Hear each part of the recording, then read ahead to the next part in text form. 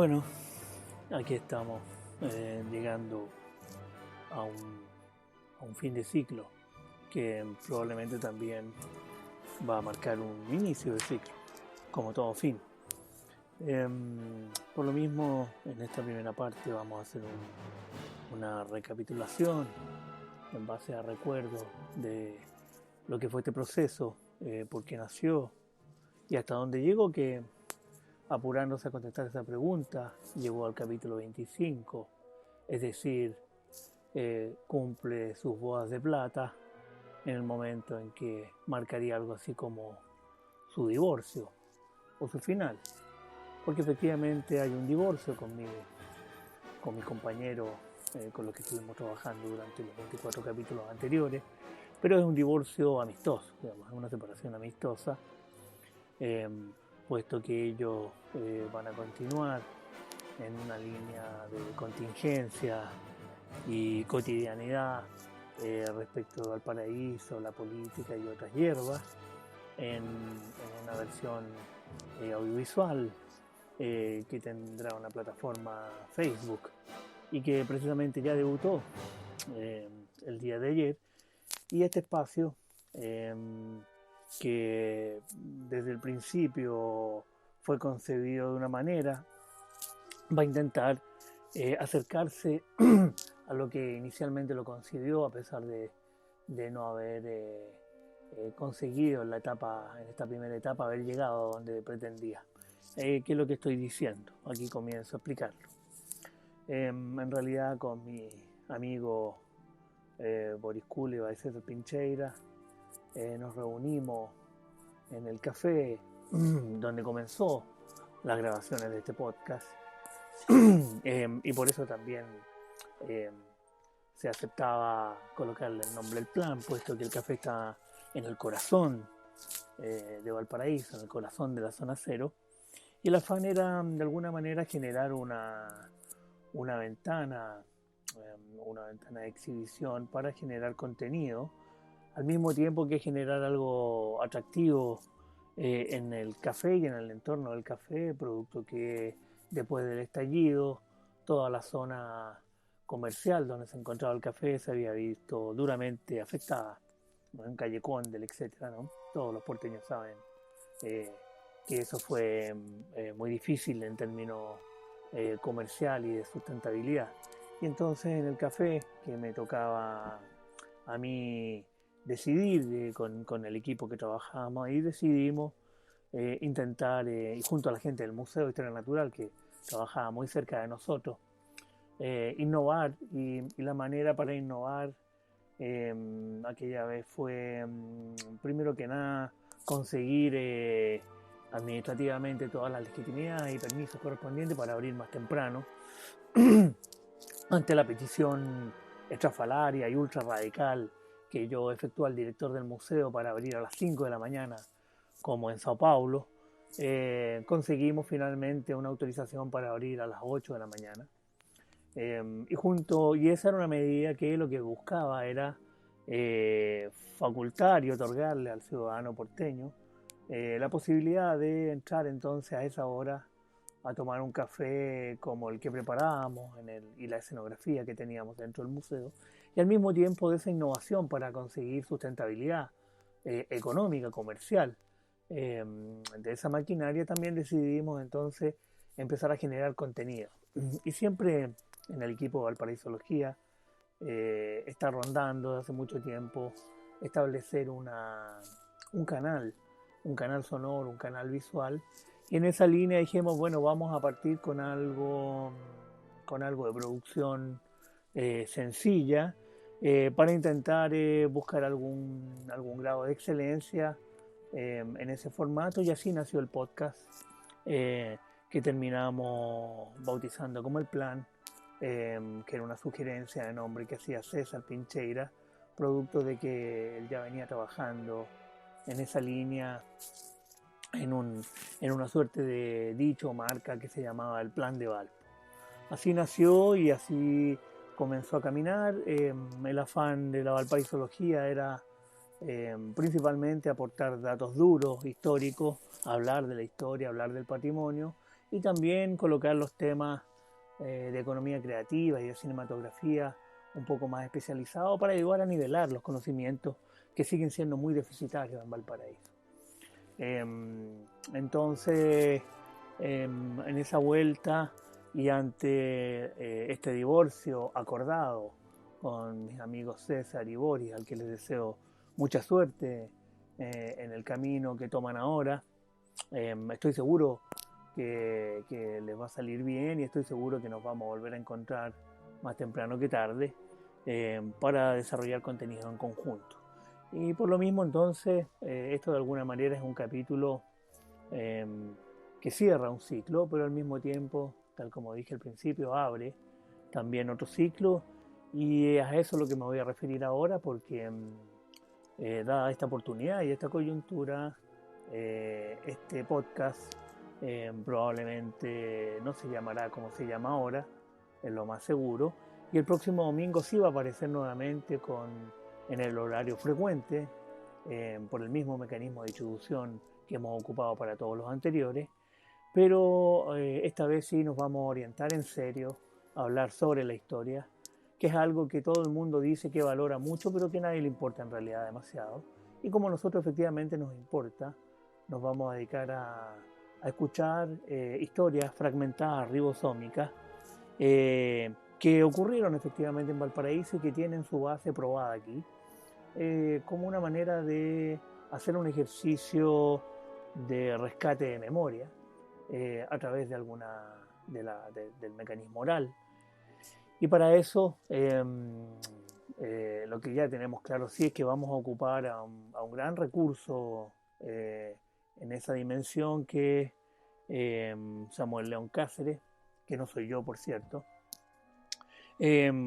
dado que es una de las personas que más conoce la historia general de Valparaíso y que aún guarda muchos secretos que ha investigado, y entonces le vamos a dar la oportunidad y lo vamos a entusiasmar para que él a su manera grabe historias y les dé entonces una salida los días domingo y nos vaya sorprendiendo con sus fragmentaciones. Por lo mismo también, muy probablemente, en el segundo bloque de este capítulo, número 25, vamos a llamar a Samuel León Cáceres y lo vamos a entrevistar para que nos adelante un poco qué es lo que tiene pensado, porque ha estado muy hermético conmigo en particular respecto de lo que quiere hacer, y yo espero entonces que al aire suelte un poco la lengua y nos adelante un poquito de qué es lo que viene.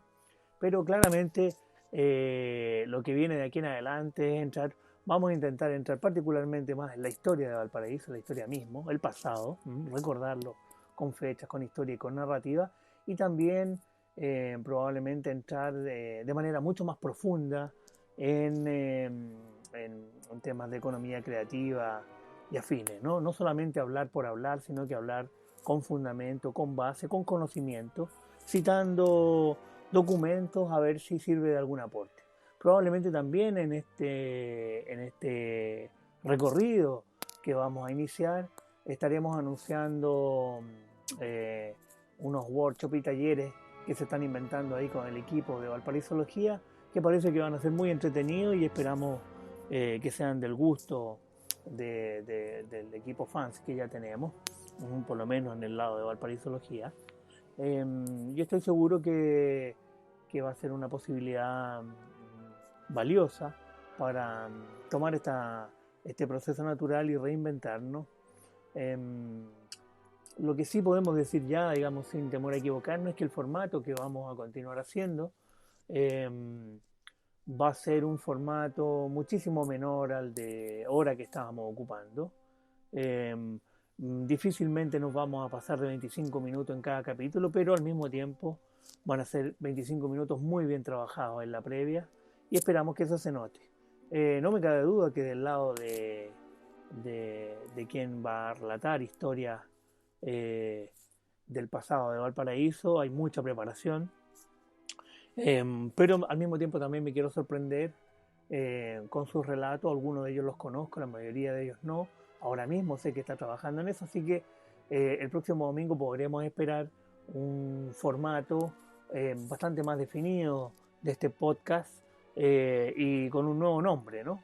Muy probablemente tendrá un nuevo nombre que obviamente aún no existe y por eso que no está siendo dicho aquí, pero seguramente cuando llegue el próximo domingo sí va a estar muy claro.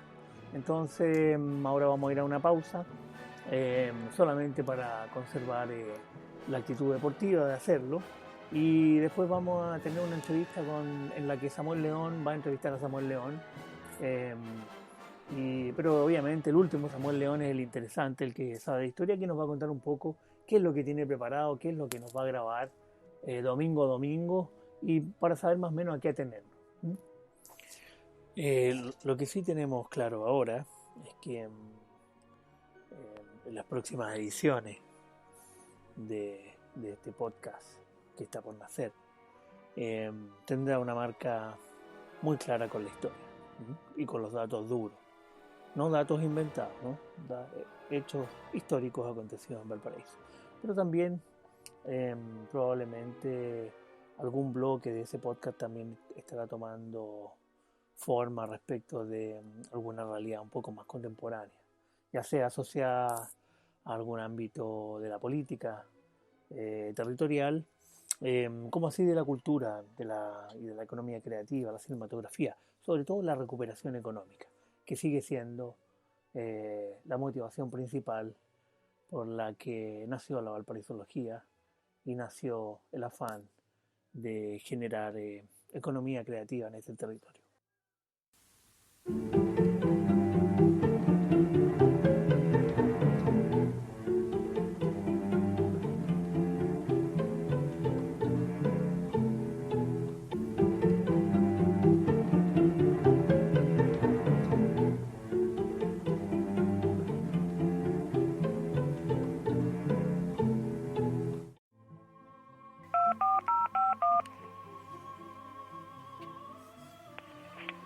Aló. Hola, buenas tardes. Hola. El señor Samuel León. Con él. ¿Qué tal, don Samuel? Lo estamos llamando de la radio de Valparaísología. Y no, ya mira. ¿Cómo estáis, Leoncio? Bien. ¿Qué tal? Entibiando este cuarto. Día sábado bien helado, ¿ah?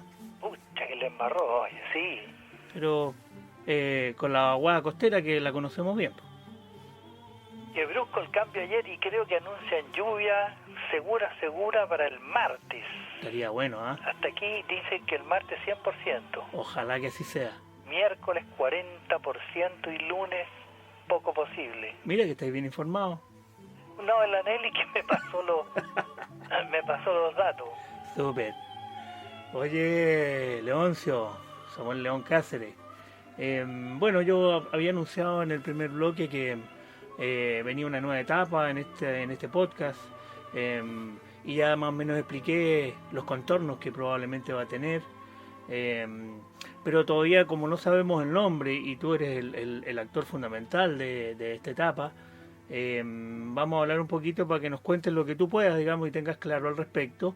Pero lo que yo sí puedo adelantar, digamos, para cederte la palabra, es que de alguna manera, digamos, lo que va a ocurrir es que se van a desclasificar archivos de la valparaísología. Y algunos de esos archivos, digamos, la mayoría de ellos es un trabajo únicamente tuyo, y que van desde recortes, fotos, diarios, libros, cuánta cosa. ¿De qué se trata? Ya. Cuéntame, ¿de qué se trata? Sí, bueno, precisamente es una mirada a través de, digamos, más de 40 años, ¿eh?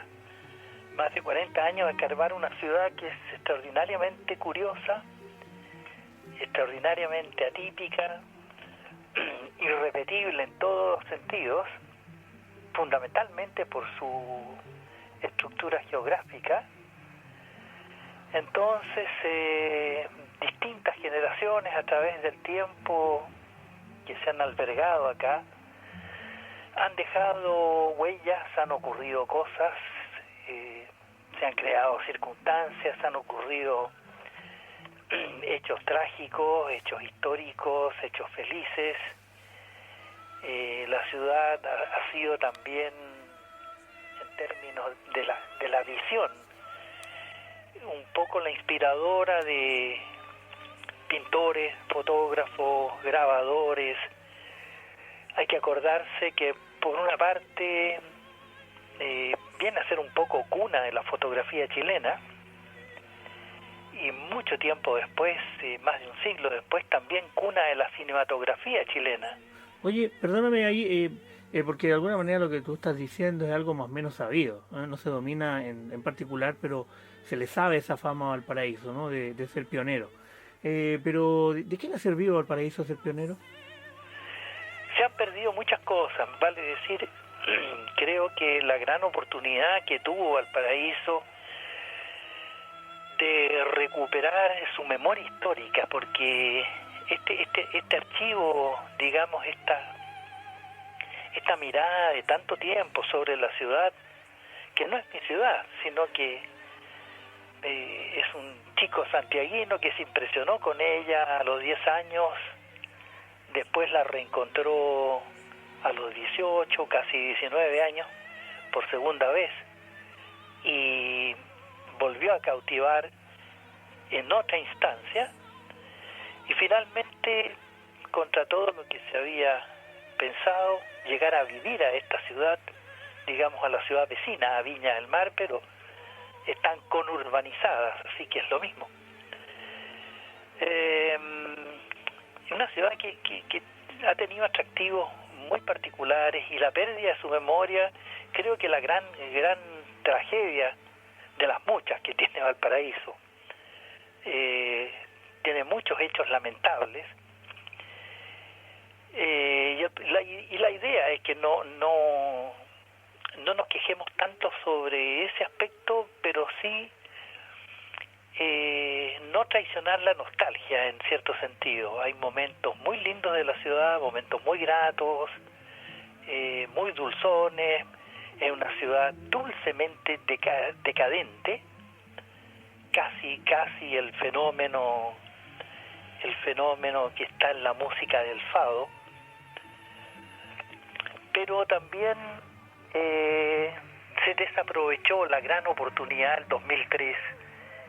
Las autoridades a cargo de lo que pudo, del manejo de la ciudad fundamentalmente, muchos personajes ahí nunca comprendieron y jamás se entendió, creo que hasta el día de hoy, qué era el sentido de un sitio patrimonial dentro de la ciudad. Creo que no se entendió nunca se preparó a la gente. Yo en alguna oportunidad le comenté al director de un diario local que iba a tomar el papel de un periodista reporteando en la calle, sin involucrar específicamente a ningún medio de prensa, sin decir de dónde era, porque en la realidad no pertenecía a ninguno. Pero durante dos días sábados, en pleno centro de la ciudad, específicamente Bellavista y Condel,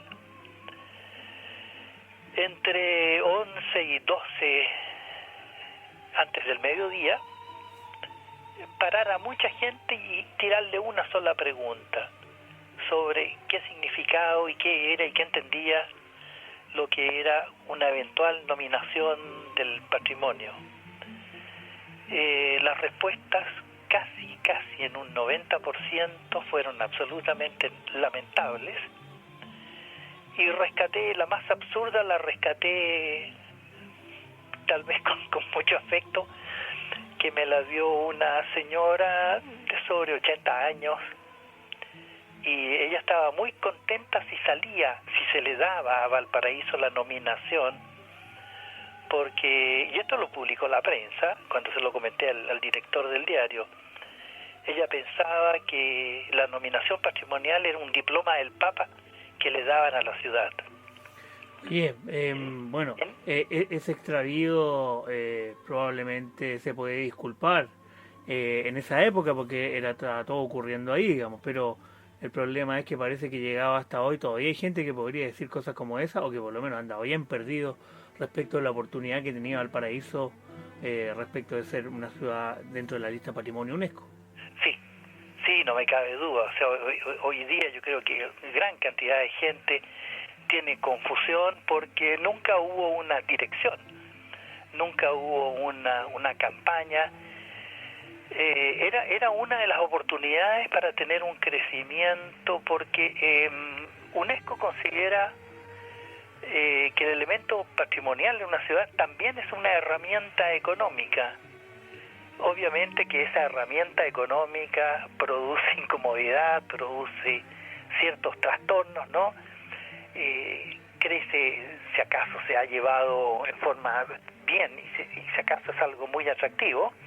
La ciudad se invade, obviamente, de turismo, de comercio, pero es una herramienta, da oportunidades de que la ciudad sea conocida, pero el culto a recuperar la memoria y a varias otras cosas en Valparaíso ha fallado desde sus orígenes. Fíjate que estaba escuchando hoy día en la mañana, te cuento a ti esto, una entrevista que dio Daniel Morales, el concejal Daniel Morales, ¿ya? A Cristian Warken, que lo entrevistó en un medio. Le escuché la entrevista. Ah, ya. Ahí, bueno, Daniel, para variar, obviamente muy agudo, eligió bien el lugar, pero además muy emocionado y entraba muy fuerte.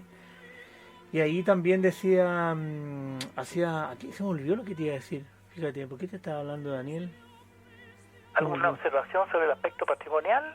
Ah, claro, que citó el informe de Juan Luis Zaza respecto de cuando marcaba claramente el enorme daño que causaría el T2, específicamente diciendo qué daño. Y el informe Zaza, que es tan importante, digamos, el informe del 2014, también una de las cosas que decía Zaza en uno de los puntos finales, donde ya concluía, decía que nunca había que olvidar que Valparaíso había entrado en la lista protegida de patrimonio UNESCO, fundamentalmente por la historia real ahí acontecida. Sí. O sea, la historia real, la cantidad de cosas añosas e importantes que ahí ocurrieron.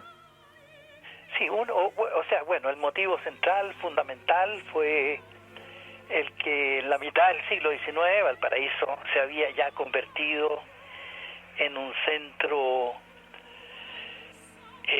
internacional del comercio marítimo, del intercambio del comercio marítimo. Ya Valparaíso había, a contar de 1833 en adelante, desarrollado este fenómeno de almacenes francos. En otros términos, en forma bastante más sencilla, entonces, una zona de franquicia. Vale decir, yo puedo traer mercancías, depositarlas en un almacén, en un espacio bajo jurisdicción aduanera. Eso es lo que llamaban entreport. No, el entrepôt es un almacén marítimo, es un concepto de los franceses, un almacén marítimo que permite almacenar, intercambiar. Es parecido, no tenía para qué decir que no. Y claro, y la zona franca, o sea, el almacén franco es el que te permite dejar mercancías en zona jurisdiccional. Me refiero que haciendo lo mismo que tú marcabas, digamos, que era un lugar de elasticidad portuaria. Exactamente, con franquicia en que tú pagabas solamente el derecho a almacenaje y después con un trámite las podías o internar, o retirar, o trasladar, o redestinar. Claro. Y ahí le dio músculo portuario, ¿no? Pero obviamente que Valparaíso, aquí hay un fenómeno notable que será bueno que en algún momento lo hagamos, lo destaquemos también en ese programa. Es el hecho que antes de la apertura del Canal de Panamá, es fácil imaginar el mapamundi y poner un dedo tapando el Canal de Panamá. Fíjate que con respecto del comercio en el Pacífico, una vez que España ha dejado sus colonias por los movimientos independentistas, entonces los países industrializados son los primeros que ven con buenos ojos venir a traer la enorme cantidad de productos, porque ya Inglaterra, Alemania, Holanda, Francia, qué sé yo, han avanzado mucho en industrialización y elaboración de productos manufacturados, y aquí prácticamente no había nada. Entonces la conquista de ese mercado se produce hacia el Pacífico, y que aparece en el Pacífico como el puerto más cercano a Europa, sale incluso raro decirlo, es Valparaíso. En ese momento, antes del canal, el puerto más cercano a los centros comerciales europeos es Valparaíso. Después que se abre el canal de Panamá en agosto del año 1914, se da vuelta la tortilla y Valparaíso prácticamente es el puerto más lejano de esos centros. Y después ya sabemos cómo nos fue, sucesivamente al carajo, y hoy día más que nunca.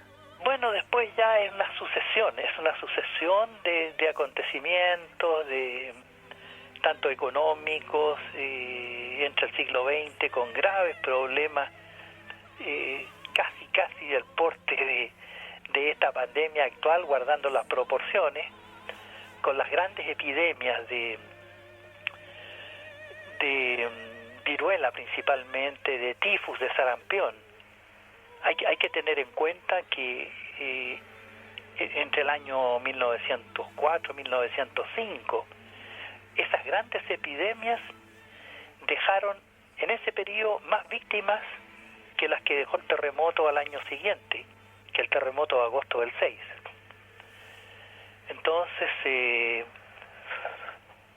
pasa a ser también, fuera de las lamentaciones, una ciudad muy pionera, porque el comercio marítimo es la vía.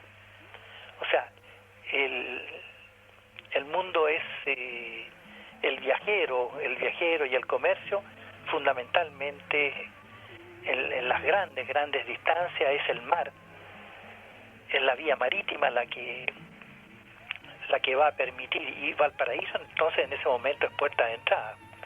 Oye, se puede estimar ahí que hay estudios muy buenos que hizo Eduardo Cavieres y otros académicos de mucho peso, sobre el 85% de las mercancías que entraban y salían de Chile era por Valparaíso.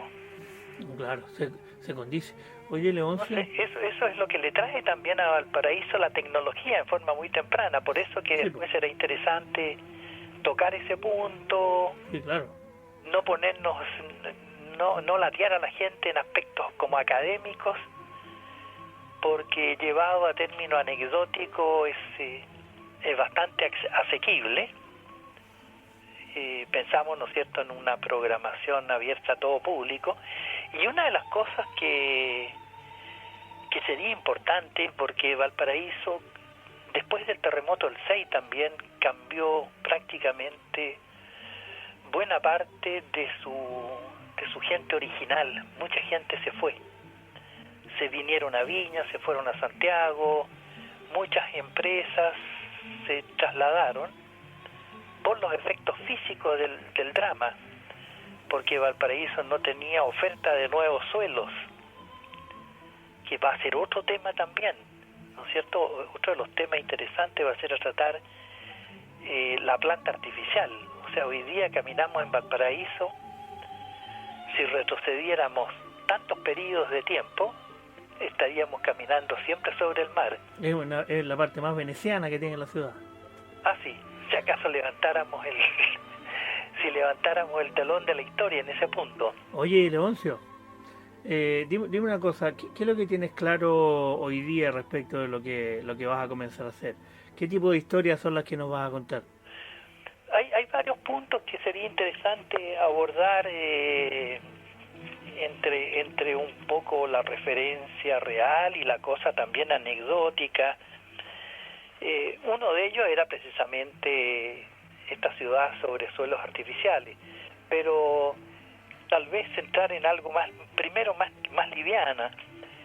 Uno de los aspectos que a mí me gustaron mucho y que realmente hay una especie de nostalgia también, porque eran años muy jóvenes, es la noche de Valparaíso. Está la noche jaranera, fundamentalmente la noche bohemia, en este concepto que no tiene ninguna relación con el carrete. Son dos cosas totalmente distintas. Podrán ser a la misma hora, podrán ser nocturnos, pero esa cosa será bueno recordarla.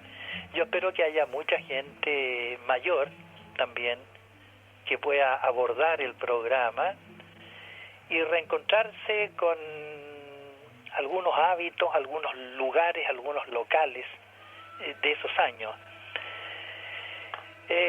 Habría también dos noches trágicas que querré comentar, una con algún aspecto un poco anecdótico, medio jocoso, en medio de un terremoto, en el cual me tocó estar presente en un lugar muy especial, y la otra en la cual prácticamente yo era un niño chico en Santiago, pero supe la noticia y percibía la consternación de los adultos. La noche trágica de Valparaíso del Año Nuevo de 1953. Será un punto también que me gustaría tocar. Otro de los aspectos también que eran la cosa en los espectáculos de Valparaíso. Los espectáculos, fundamentalmente la llegada, la aparición y la desaparición de teatros y cines, la variedad, los hábitos, las costumbres.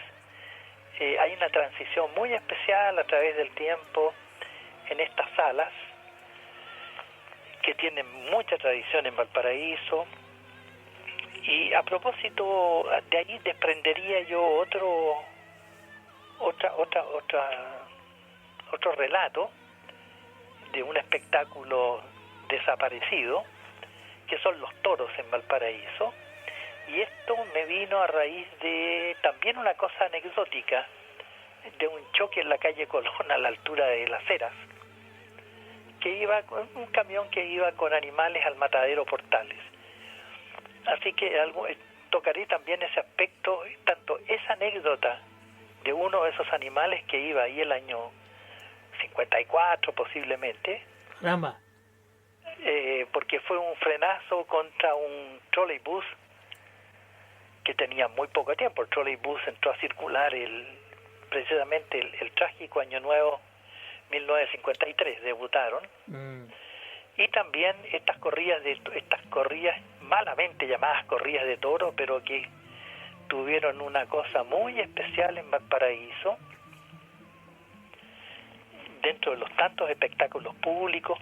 Lo otro, la relación de la ciudad y los animales. Fíjate, hay una cosa también que me ha llamado siempre la atención, porque de alguna manera los animales, al lado del hombre, entre que han sufrido mucho y le han ayudado mucho al hombre y han sido generalmente mal pagados los pobres.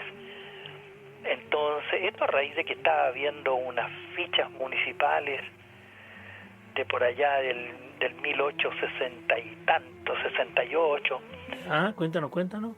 No, habían comprado 360 mulas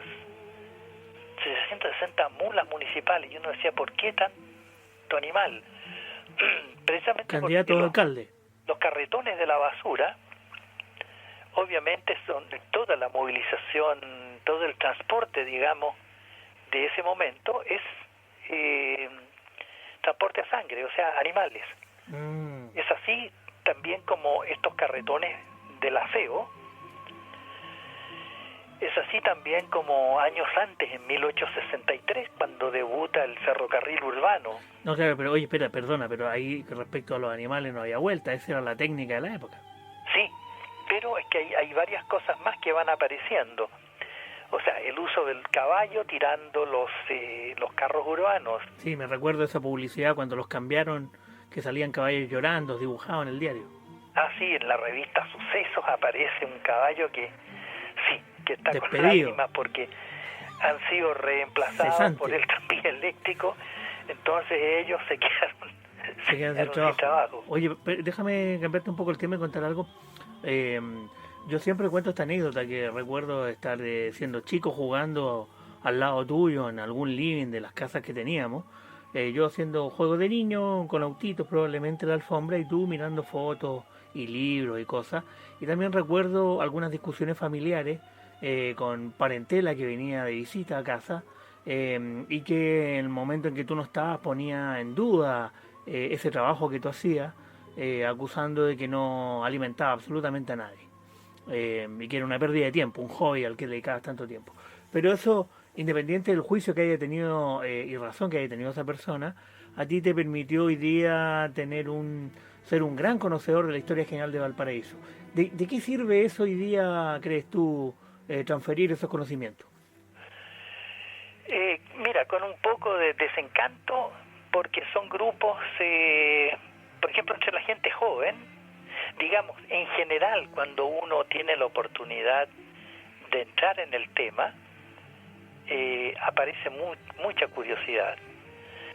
Y hay aspectos que me revuelcan un poco. ¿En qué sentido? Siempre encontré este lema de que el porteño ama su ciudad, y me he dado cuenta que nunca la ha defendido de nada. La ensucia, la raya, tira basura, y esta cosa uno lo ve reflejado en la prensa de hace 100 años, de hace 120 años atrás. Tú lo decías, ¿no? Eduardo Bello lo marcaba. Entonces sí, o sea, tal vez es una declaración casi de un compromiso cliché tener que yo le declaro mi amor a Valparaíso.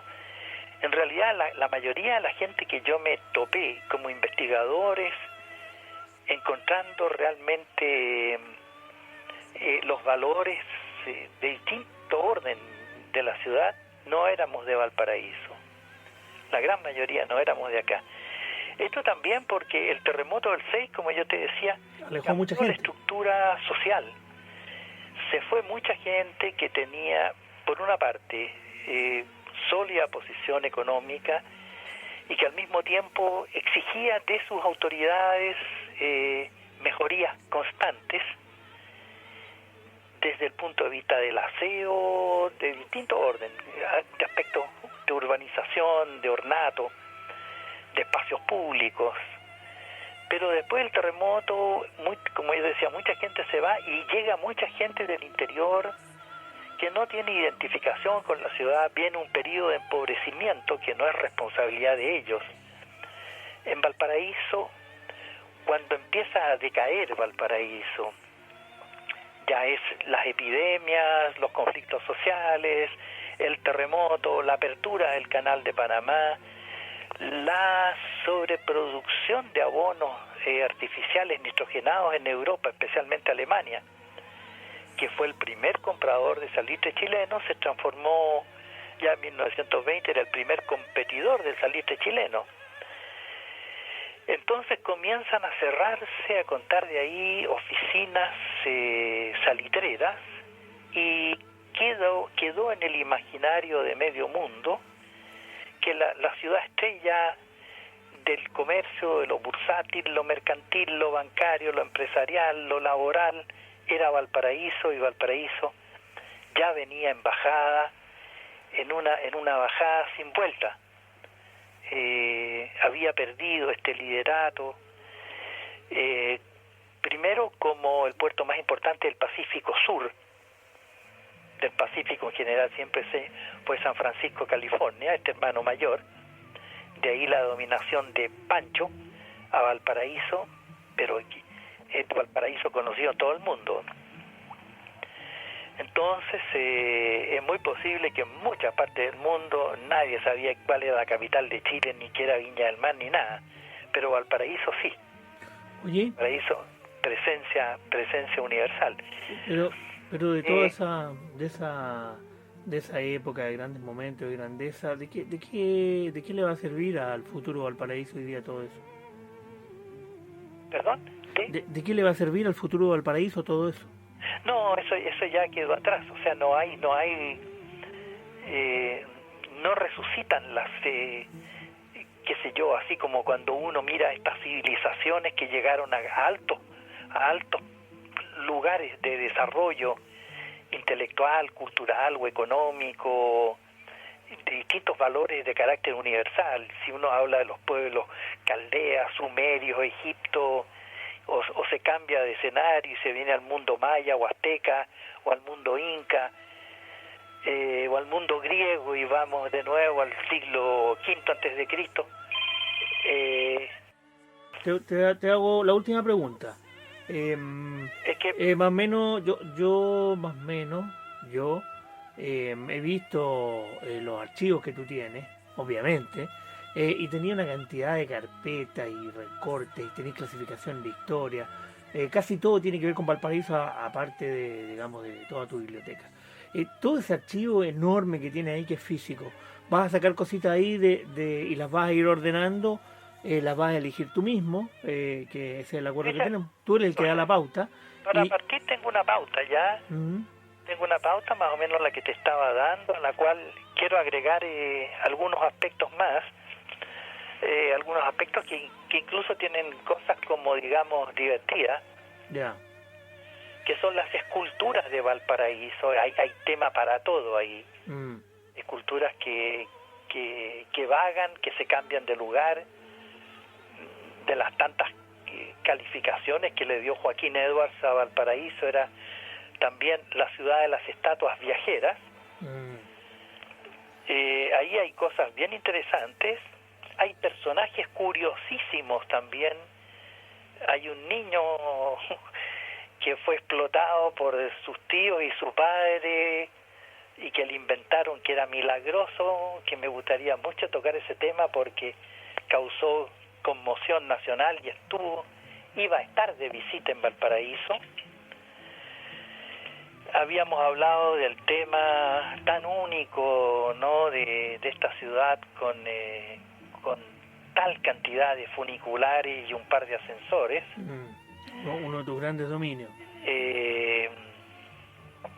Otros aspectos del drama porteño, pero que es inseparable, una ciudad tan portuaria, tan marinera, es el temporal en la bahía, donde hay uno por lo menos que quisiera darlo a conocer, seguramente el más grande de los temporales, con registro de los últimos, 150 años, donde hay anécdotas bien particulares también. Algunos casos especiales de algunos otros personajes, entre ellos de don Reinaldo Tillmans. Citarlo, aparte de que es una de las víctimas de Dubois, es citarlo por otra circunstancia que tuvo el pobre, que tiene que ver en parte con la incultura y con esta moral pretendidamente victoriana, bastante pechoña. Ese que puso una escultura en pelota en las vitrinas. Sí, ese es un tema muy importante. Claro, es difícil poner una escultura con ropa, la pero bueno. réplica de lo que se mostraba ahí, quién era su autor, y cuál es el fallo o el sobreseguimiento. Bueno, son una variedad enorme de historieja. Oye, entonces va a haber una desclasificación de archivos de valparaísología, de todas esas cosas que tú tienes, y esto va a comenzar el próximo domingo. Ya. Y bueno, yo te voy a ir a ver la semana para mostrarte con qué aparato vas a grabar. Ya. Y eso, así que bueno, hasta el próximo domingo. Correcto. Yo que conozco harto la historia, estoy muy interesado en escuchar. Tal vez, fíjate que aunque sea un poco vano el esfuerzo, es como lograr que la gente se pudiera reenamorar de su ciudad, y para eso es fundamental recuperarla físicamente, porque es el espacio común donde transitamos todos.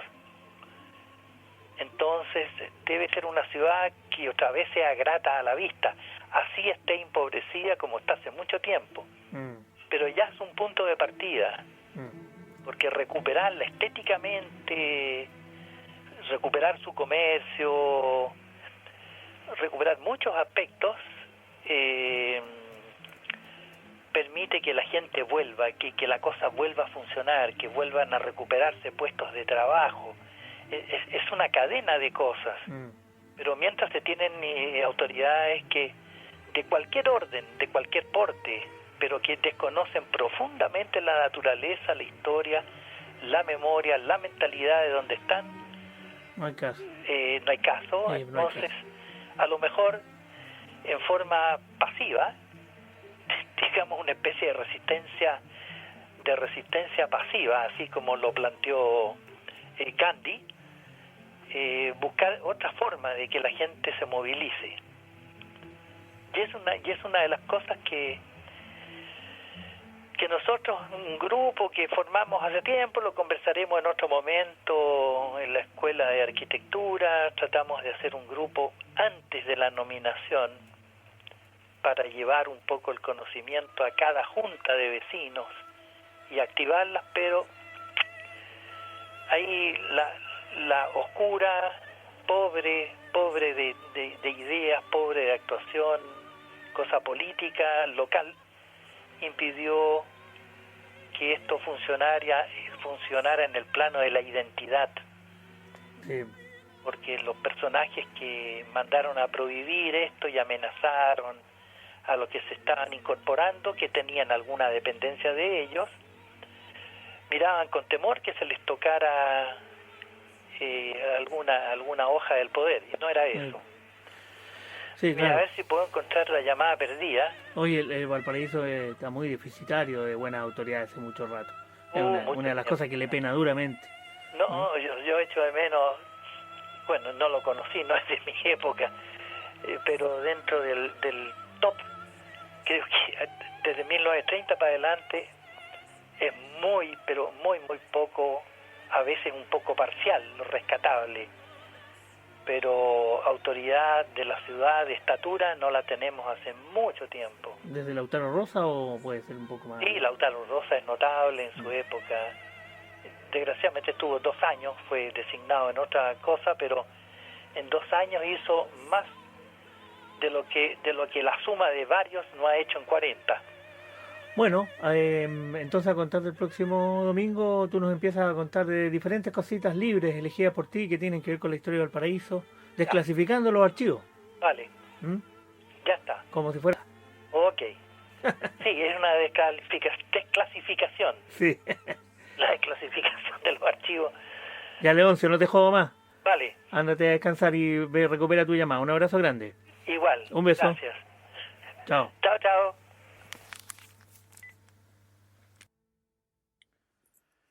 Y para terminar este capítulo especial con algo de saudade, de nostalgia, por el final de un ciclo que al mismo tiempo representa el nacimiento de otro. Nos vamos a despedir con una canción sensacional para hacer bailar incluso a mi ex colega y amigo Boris César. Y todos los que quieran, digamos, bailar con ellos. La canción se llama sencillamente El Divorcio, que es la única letra que tiene la canción, ¿no? Solamente se dice El Divorcio. Y fue grabada por esa extraordinaria banda de corta vida, pero de enorme zafra, los Cubanos Postizos, encabezados por Marribot, que solamente hicieron 2 discos. Todo partió como una broma entre amigos y terminó en 2 discos sensacionales, y luego en la disolución de la banda, en donde, por cierto, ninguno de sus integrantes era cubano. Con ustedes, El Divorcio. El divorcio, el divorcio.